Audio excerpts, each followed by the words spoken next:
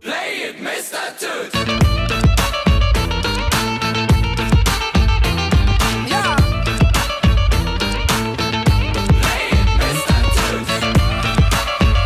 Hey! Hey! Play it, Mr. Toot!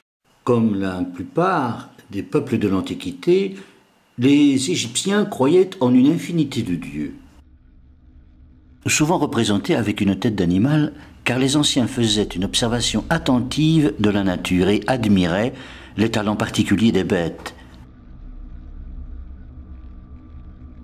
La férocité du crocodile,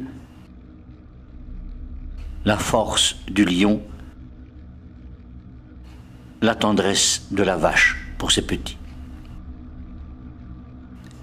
Le bestiaire égyptien était donc rempli d'un vieux savoir naturaliste.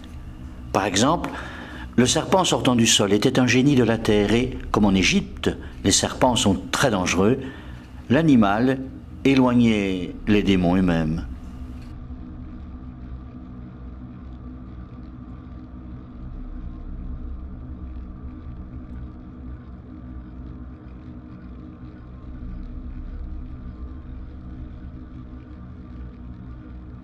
Anubis, dieu de la momification, était surmonté d'une tête de chacal, parce que cet animal se nourrit volontiers de cadavres. Quant à lui, Thoth, dieu du savoir, inventeur de l'écriture, avait une tête d'ibis, parce que cet oiseau du Nil passait pour pouvoir distinguer l'eau buvable de l'eau souillée.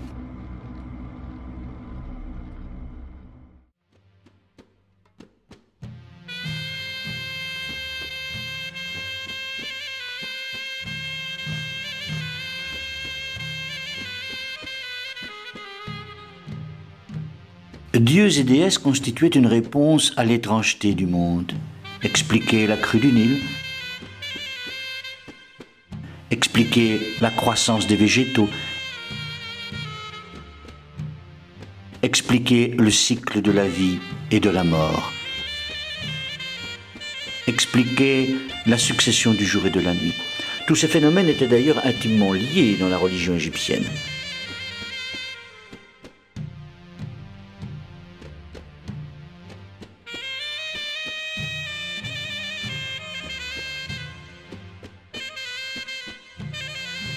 Dieu principal, Osiris était le dieu de tout ce qui renaît.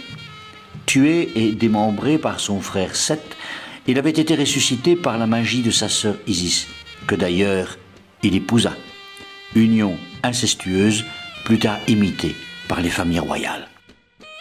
Osiris présidait à tout ce qui recommence, la crue nourricière du fleuve, le lever du soleil à l'aube, après son voyage nocturne dans les mondes souterrains, la croissance des végétaux et, par-dessus tout, la renaissance de l'âme dans l'éternité. Une éternité d'ailleurs à géométrie variable, car les âmes des morts allaient et venaient parmi les vivants, sortant des tombes pour aller moissonner dans les champs du paradis avec Osiris ou accompagnant le soleil dans sa barque lorsqu'il flottait dans le ciel. Les Égyptiens, dont la vie dépendait étroitement des crues du Nil, étaient très religieux. C'est-à-dire qu'ils observaient scrupuleusement les fêtes et les rites. Mais ils étaient aussi capables de superstitions très tenaces, comme par exemple l'idée que des formules magiques pouvaient régler des tas de problèmes. S'ils croyaient dans les fantômes, comme les Mésopotamiens, ils croyaient encore plus dans les démons, responsables des maladies, des accidents et du sort contraire. La magie, présidée par Isis, était très importante en Égypte et protégeait comme elle le pouvait le commun des mortels et on y recourait volontiers. Pour l'Égyptien d'il y a 4000 ans, prisonnier de son ignorance dans un monde souvent brutal, la foi, la piété, la stricte observation des rites religieux permettaient tout de même une petite bouffée d'optimisme et rendait la vie supportable. Mais la conséquence politique de cette religiosité extrême, c'est la toute-puissance du clergé, c'est-à-dire des prêtres. Et, sous le Nouvel Empire, en particulier les prêtres du culte d'Amon-Ré.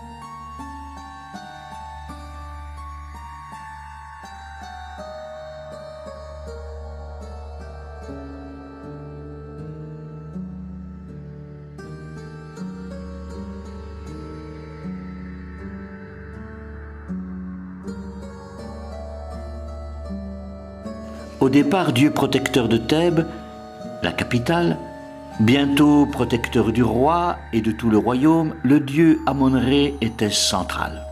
Parfois représenté avec une tête de bélier, géniteur des troupeaux, il était le fertilisateur de l'univers et le souffle de vie sans lequel rien ne serait sorti du néant.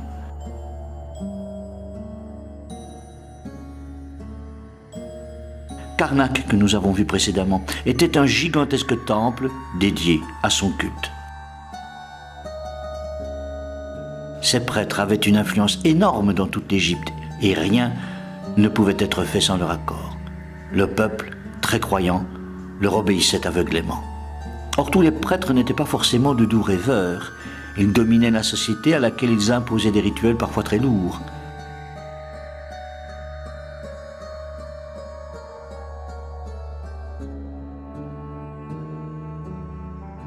On raconte ainsi qu'un prêtre arrêta la marche d'une armée entière pour éviter un scarabée. Et oui, symbole du dieu Képri, cet insecte a l'habitude de pousser devant lui de petites boules de déchets. Pour les Égyptiens, c'était la parfaite réplique du mouvement solaire et il était sacrilège d'interrompre l'insecte.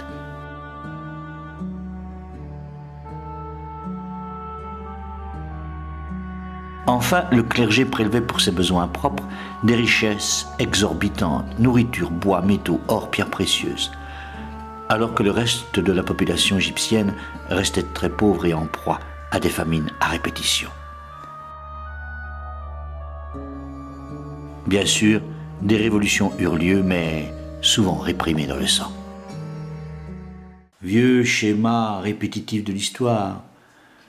Le peuple ignorant, excédé par la misère, tentait par la violence de se libérer de ses chaînes.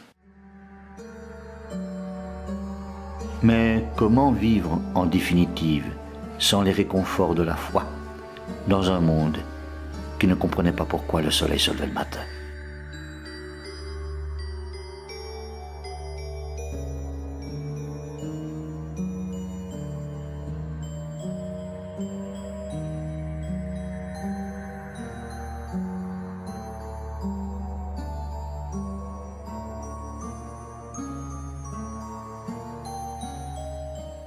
Play it, Mr. Toot.